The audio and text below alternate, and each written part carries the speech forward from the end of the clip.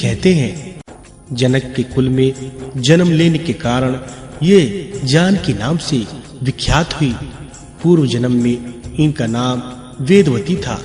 राजा जनक ने ब्रह्म विद्या रूप सीता को परमात्मा ब्रह्म रूप श्री राम की सेवा में अर्पित कर दिया। कमल नयन श्री राम ने रावण को जीतने की इच्छा तथा देव कार्य की सिद्धि के उद्देश्य से वन में निवास किया। शेष अवतार लक्ष्मण ने भी उसी के लिए अत्यंत दुष्कर एवं महान तप किया। भरत और शत्रुघ्न ने भी बड़ी भारी तपस्या की। तदंतर तपोबल संपन्न हो कपि रूपधारी देवताओं को साथ लेकर श्री राम ने 6 महीने तक युद्ध करके रावण का वध किया। भगवान विष्णु के द्वारा शस्त्रों से मारा गया रावण अपने गुणों, पुत्रों तथा बंधुओं सहित तत्काल भगवान शिव के सारूप्य को प्राप्त हो गया। शंकर जी की कृपा से उसने संपूर्ण द्वैताद्वैत ज्ञान प्राप्त कर लिया। जो नित्य 12 ज्योतिर्लिंगों में से किसी भी लिंग स्वरूप भगवान शिव की पूजा करते हैं, वे स्त्री, शूद्र, अंत्यज अथवा चंडाल ही क्यों न हो, संपूर्ण दुखों का नाश करने वाले शिव को अवश्य प्राप्त कर लेते हैं।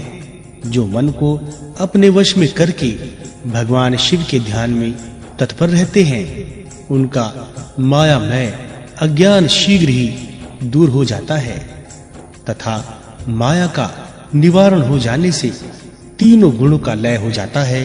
इस प्रकार मनुष्य जब गुणातीत हो जाता है तब वह मोक्ष का भागी होता है। अतः संपूर्ण देहधारियों के लिए शिवलिंग का पूजन कल्याणकारी है। भगवान शिव लिंग रूप में प्रकट होकर चराचर जगत का उद्धार करते हैं। विप्रगण, पहले तुम सब लोगों ने मुझसे जो पूछा था वह सब मैंने बतला दिया।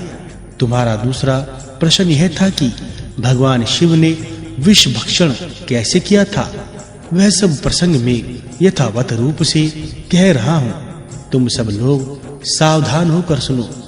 गुरु की अवहेलना से इंद्र की दैत्य द्वारा पराजय, समुद्र मंथन, शंकर जी की कृपा से कालकूट विष से सबकी रक्षा, विविध रत्नों का प्रकाट्य तथा लक्ष्मी जी का प्रादुर्भाव।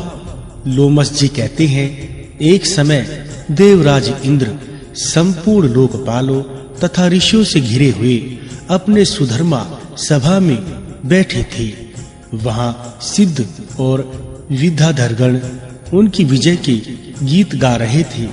इसी समय परम बुद्धिमान देवेंद्र गुरु और महात्मा बृहस्पति जी अपने शिष्यों के साथ देव सभा में पधारे। उन्हें उपस्थित देख देवताओं ने सहसा उनके चरणों में मस्तक झुकाया। इंद्र ने भी देखा गुरुदेव वाचस्पति आगे खड़े हैं, किंतु इंद्र की बुद्धि राजमद से दूषित हो रही थी। इसलिए उन्होंने गुरु के प्रति ना तो आदर युक्त वचन कहा, न उन्हें बुलाया और न बैठने को आसन दिया और न चले जाने को ही कहा।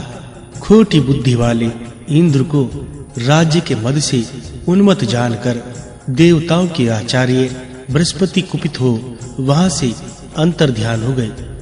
उनके चले जाने पर देवताओं के मन में बड़ा खेद हुआ। यक्ष, नाग, गंधर्व तथा ऋषिगण भी उदास हो गए। नृत्य और गीत समाप्त होने पर जब इंद्र सचेत हुए तब उन्होंने तुरंत देवताओं से पूछा, महातेजस्वी गुरुदेव कहाँ चले गए? तब नारद जी ने देवराज इंद्र से कहा, बलसूदन, निसंदेह आपके द्वारा गुरु की अवहेलना हुई है। गुरु के अनादर से राज्य अपने हाथ से चला जाता है। अतः आप सब प्रकार से प्रयत्न करके गुरु से अपने अपराध के लिए क्षमा प्रार्थना कीजिए। महात्मा नारद की यह बात सुनकर इंद्र सहसा सिंहासन से उठकर खड़े हो गए और उन सभी सभासदों को साथ ले बड़ी उतावली के साथ गुरु के निवास स्थान पर गए। इस समय इंद्र अपने कर्तव्य के प्रति सजग हो चुके थे। वहां गुरु पत्नी तारा को देखकर उन्होंने प्रणाम किया और पूछा, देवी, महातपस्वी गुरुजी कहाँ गए हैं? तारा ने इंद्र की ओर देखकर उत्तर दिया, मैं नहीं जानती। तब वे चिंता मग्न होकर अपने घर लौट आए। इसी समय स्वर्ग में अनेक अद्भुत अनिष्ट सूचक अपशकुन होने लगे, जो संपूर्ण स्वर्गवासियों को तथा दुरात्मा इंद्र को भी दुख प्राप्ति की सूचना देने वाले थे। इंद्र की वह करतूत पाताल निवासी राजा बलि ने भी सुनी। फिर तो वे दैत्यों की बहुत बड़ी सेना साथ ले पाताल से अमरावती पुरी पर चढ़ आए। उस समय देवताओं का दानवों के साथ बड़ा भयंकर युद्ध हुआ। उसमें दैत्यों ने देवताओं को परास्त कर दिया। एक ही क्षण में दूषित हृदय वाले अविवेकी इंद्र का 7 अंगों सहित संपूर्ण राज्य दैत्यों ने अपने अधिकार में कर लिया। विजयी दैत्य शीघ्र पाताल को चले गए। शुक्राचार्य की कृपा से ही दैत्यगण विजय हुए थे। इंद्र की राज्य लक्ष्मी नष्ट हो चुकी थी, इसलिए देवताओं ने भी सर्वथा उनका त्याग कर दिया। श्रीहीन इंद्र स्वर्गलोक से अनंतर चले गए। कमल के समान कमनीय नेत्र वाली इंद्र पत्नी शची भी दूसरों की दृष्टि से छिपकर रहने लगी। ऐरावत नाम का महान गजराज तथा उच्च शर्वा अश्व आदि जो बहुत से रत्न थे, उन्हें दुष्ट दैत्यों ने लोभवश स्वर्गलोक से पाताल में पहुंचा दिया। परंतु वे रत्न पुण्य आत्मा पुरुषों के ही उपभोग में आने वाले थे, अतः दैत्यों के अधिकार में न रहकर समुद्र में कूद पड़े। उस समय राजा बलि ने आश्चर्यचकित होकर अपने गुरु शुक्राचार्य से कहा, भगवान, हम देवताओं को जीतकर बहुत से रत्न यहाँ लाए थे, किंतु वे सभी समुद्र में जा पड़े। यह तो बड़ी अद्भुत बात है। राजा बलि की यह बात सुनकर शुक्राचार्य ने उत्तर दिया, राजन, 100 अश्वमेध यज्ञों की दीक्षा लेकर उन्हें पूर्ण करने पर ही तुम्हारा देवताओं के राज्य पर अधिकार होगा। इसमें तनिक भी संदेह नहीं है। जो 100 अश्वमेध यज्ञों का अनुष्ठान कर लेता है, वही स्वर्गलोक के राज्य को भोगने का अधिकारी होता है। अश्वमेध यज्ञ के बिना स्वर्ग की कोई भी वस्तु उपभोग में नहीं लाई जा सकती है। गुरु का यह वचन सुनकर राजा बलि उस समय चुप हो रहे और दानवों के साथ उचित कार्यों में लग गए। इंद्र बड़ी शोचनीय दशा को प्राप्त हो गए। वे ब्रह्म जी के पास गए और स्वर्ग के राज्य पर जो भय आदि प्राप्त हुआ था, वह सब समाचार उन्हें कह सुनाया। इंद्र की बात सुनकर ब्रह्म जी ने उनसे कहा, सब देवताओं को एकत्रित करके हम सब लोग तुम्हारे साथ सर्वेश्वर भगवान विष्णु की आराधना करने के लिए चलते हैं। ऐसा ही हो। यह सलाह करके इंद्र आदि संपूर्ण लोकपाल ब्रह्म जी को आगे रखकर क्षीर समुद्र के तट पर गए। वहां उन सब ने परस्पर विचार करके भगवान विष्णु की स्तुति आरंभ की। ब्रह्म जी बोले, देव देव, जगन्नाथ देवता और दैत्य दोनों आपके चरणों में मस्तक झुकाते हैं। आपकी कीर्ति परम पवित्र है। आप अविनाशी और अनंत है। परमात्मन, आपको नमस्कार है। रमापते, आप यज्ञ हैं, यज्ञ रूप है तथा यज्ञांक है। अतः आज कृपा करके देवताओं को वरदान दीजिए। भगवान, गुरु की अवहेलना करने के कारण इंद्र इस समय ऋषियों सहित स्वर्ग के राज्य से भ्रष्ट हो चुके हैं, इसलिए इनका उद्धार कीजिए। श्री भगवान बोले, देवगण, गुरु की अवहेलना करने से सारा अभ्युदय नष्ट हो जाता है।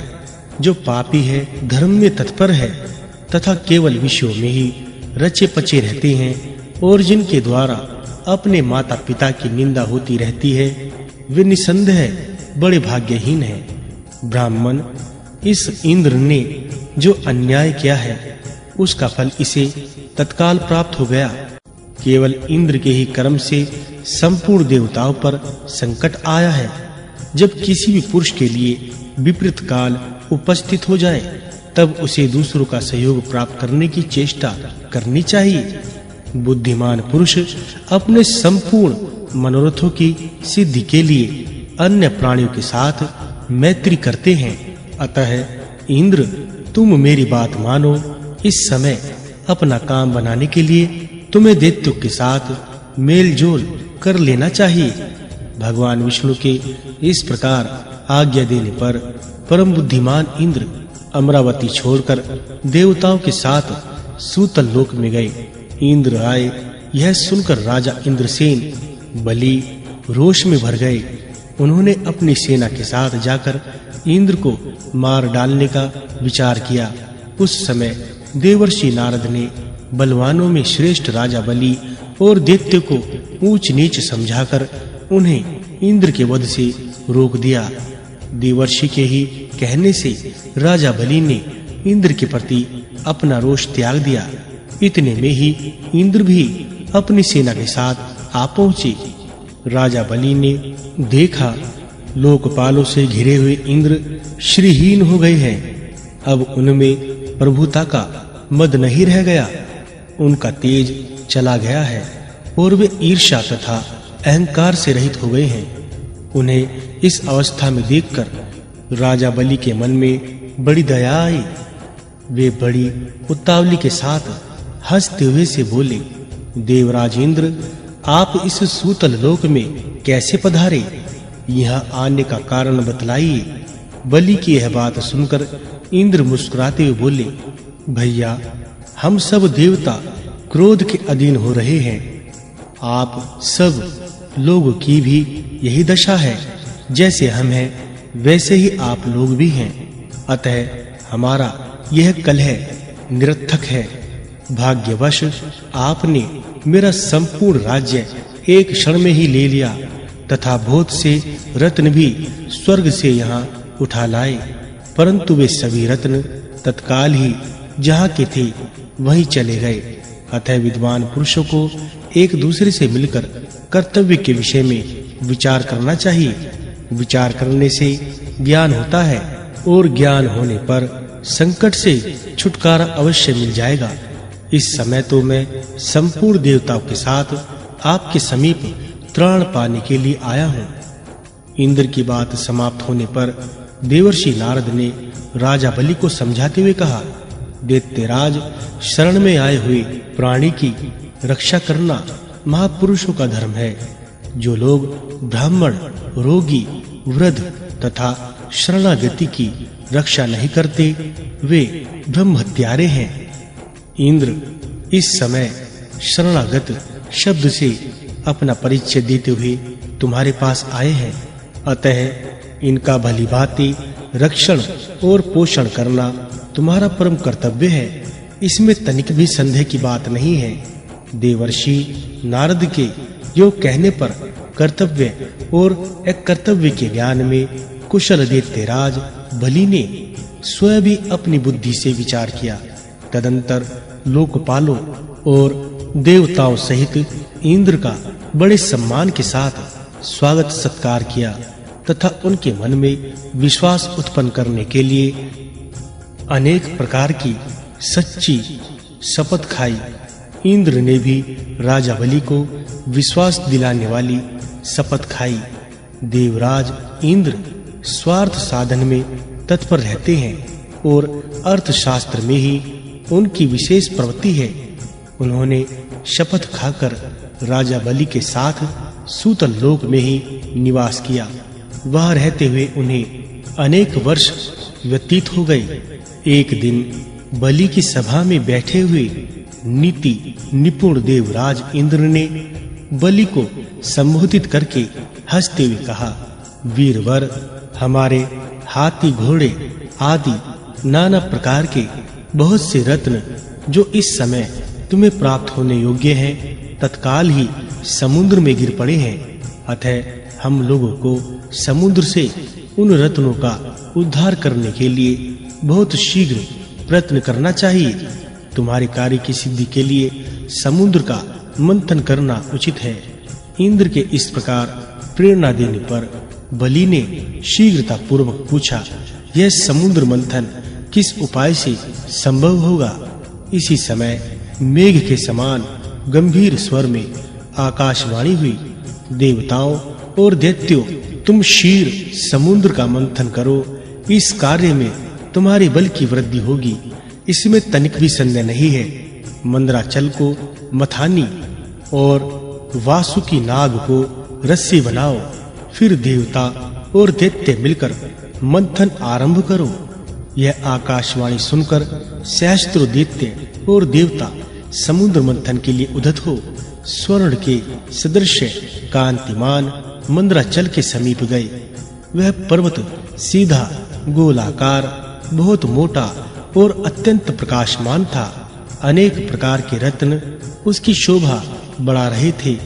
चंदन, पारिजात, नागकेशर, जायफल और चंपा आदि भांति-भांति के वृक्षों से वह हरा भरा दिखाई देता था। उस महान पर्वत को देखकर संपूर्ण देवताओं ने हाथ जोड़कर कहा, दूसरों का उपकार करने वाले महाशैल मंदराचल, हम सब देवता तुमसे कुछ निवेदन करने के लिए यहाँ आए हैं, उसे तुम सुनो।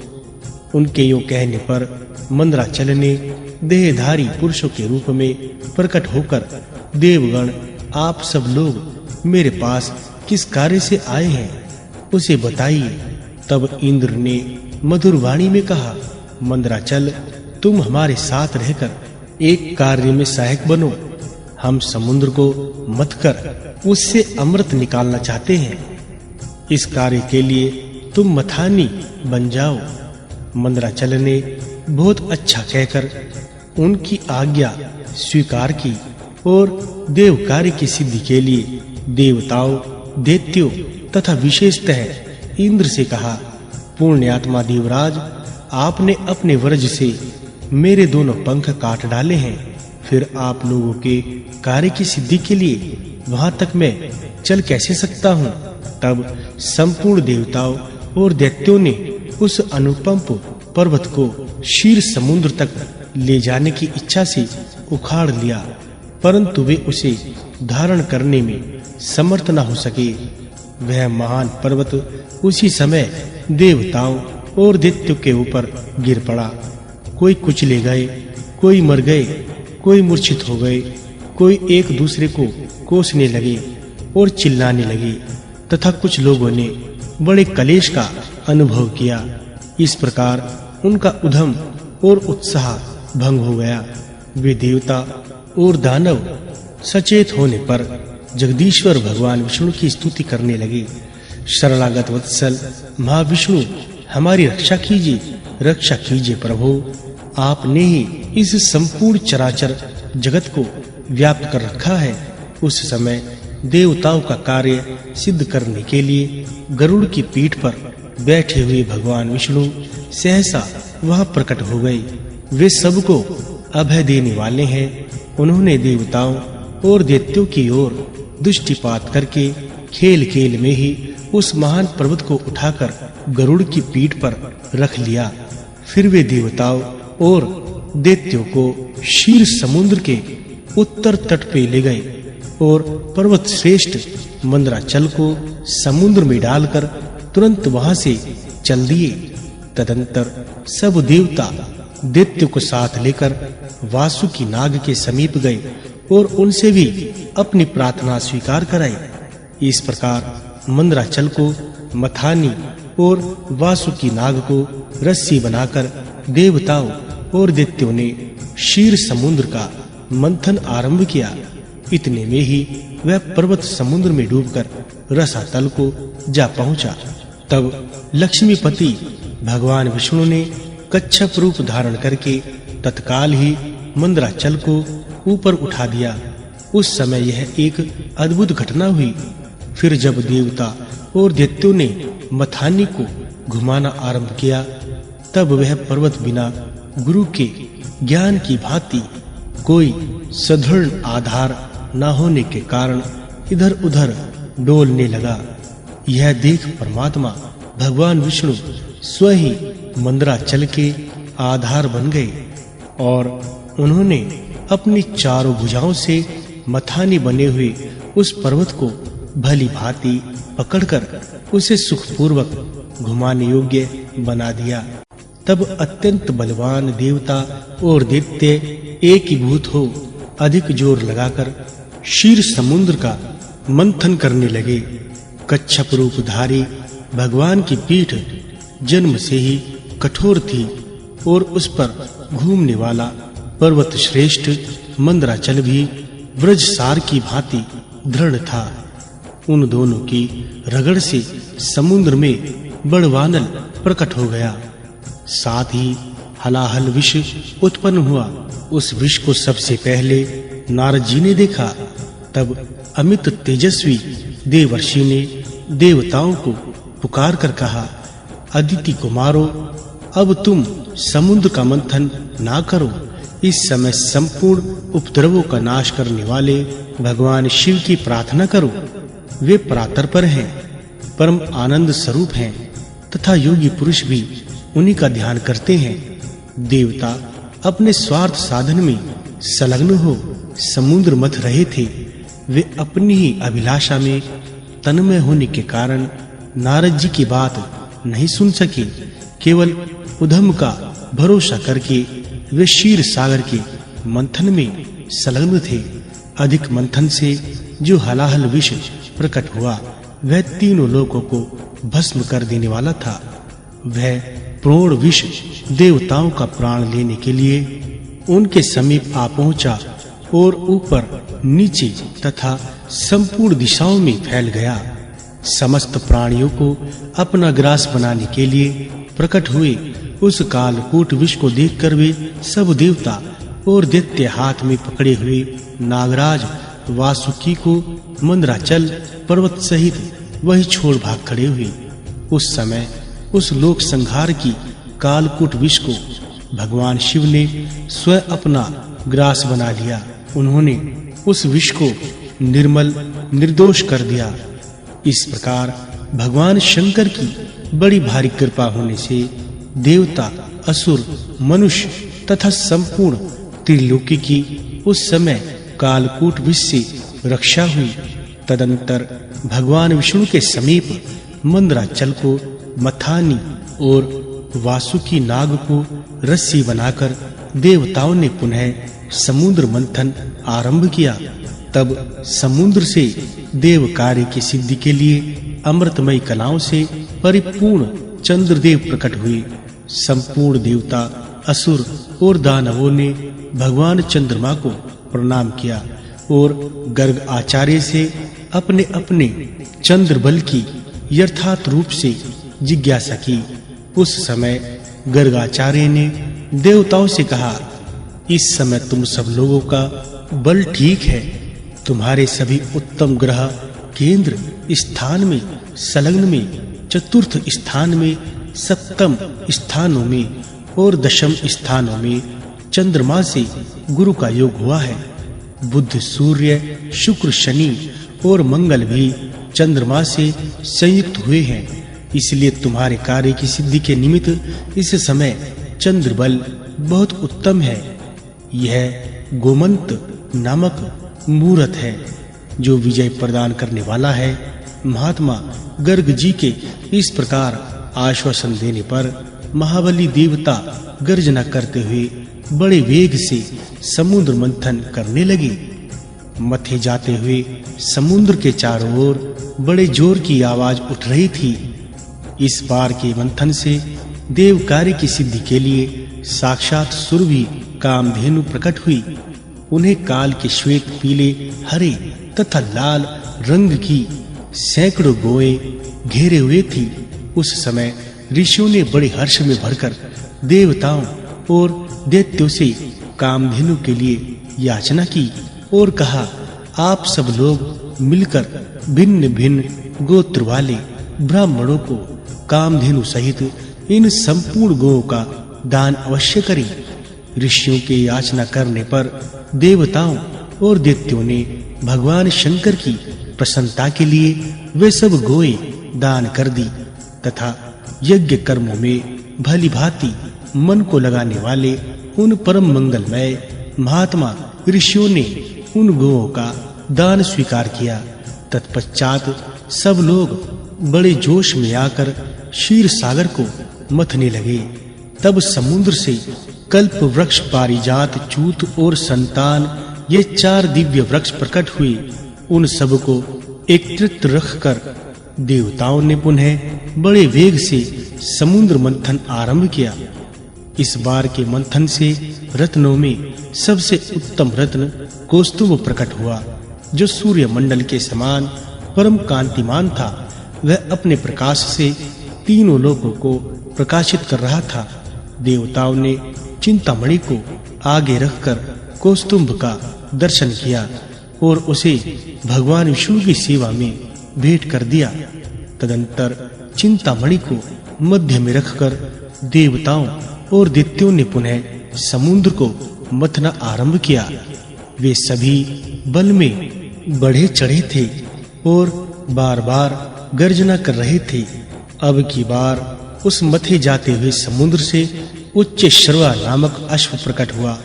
वह समस्त अश्व जाति में एक अद्भुत रत्न था।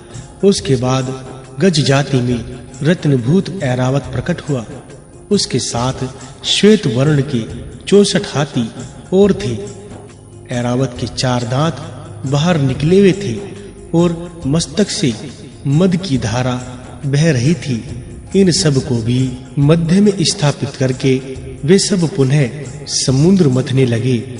उस समय उस समुद्र से मदिरा, भांग, काकड़ा सींगी, लहसुन, गाजर, अत्यधिक उन्माद कारक धतूर तथा पुष्कर आदि बहुत सी वस्तुएं प्रकट हुई। इन सब को भी समुद्र के किनारे एक स्थान पर रख दिया गया। तत्पश्चात वे श्रेष्ठ देवता और दानव पुनः पहले की ही भांति समुद्र मंथन करने लगे। अब की बार समुद्र से संपूर्ण भुवनों की एकमात्र अधीश्वरी दिव्य रूपा देवी मां लक्ष्मी प्रकट हुई, जिन्हें ब्रह्मविद्ता पुरुष अनविक्षिकी वेदांत विद्या कहते हैं। इन्हीं को दूसरे लोग मूल विद्या कहकर पुकारते हैं। कुछ सामर्थ्यशाली महात्मा इन्हीं को वाणी और ब्रह्म विद्या भी कहते हैं। कोई इन्हीं को रिद्धि सिद्धि, आज्ञा और आशा नाम देते हैं। कोई योगी पुरुष इन्हीं को वैष्णवी कहते हैं। सदा उद्मत लगे रहने वाले माया के अनुयायी इन्हीं को माया के रूप में जानते हैं।